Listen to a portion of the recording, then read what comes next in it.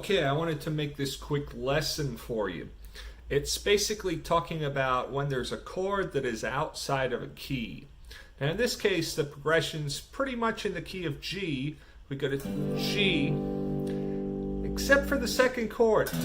It's an E7, A minor 7, C over D, which kind of goes to a D7. So they're all in the key of G apart from the E7. If it were in the key of G, it wouldn't have the G sharp and it would just be an E minor 7. So the chord progression strictly in the key of G would be G, which is the one chord, E minor 7. A minor 7, that was a 6 chord, this is a 2 chord, the 5 chord. Okay, but to give a stronger pull into the A minor 7, we use what's called the secondary dominant, and we have that leading tone, that G sharp, which leads nicely into the A minor.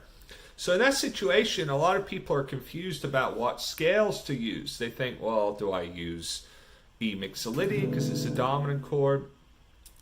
And most of the time that's not going to work too well.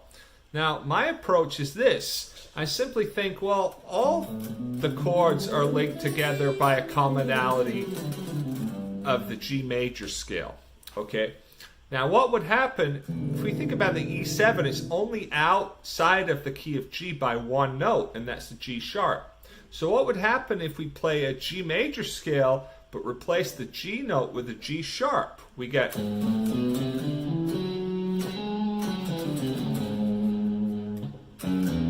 get this scale, we actually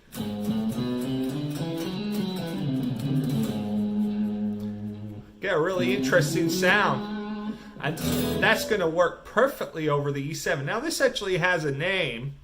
If you look closely at the notes, you see it's actually from A melodic minor, and it's in fact functioning as mode 5 of A melodic minor, which is E mixolydian flat 6.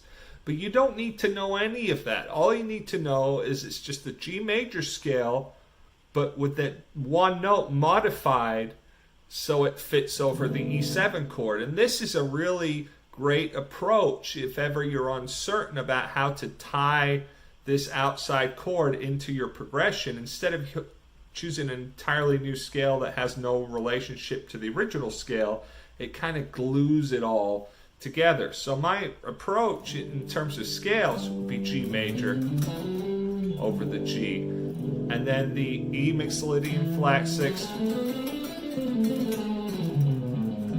over the E7, A Dorian, which is mode 2, over the A minor 7, and D mixolydian, which is mode 5,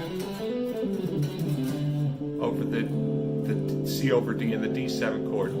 And that's going to really make everything a lot more congruent and sound a lot more kind of tied together, and not like you're just throwing in this random scale out of nowhere. And it's going to make your playing a lot more melodic. Hope you enjoyed this lesson. See you soon.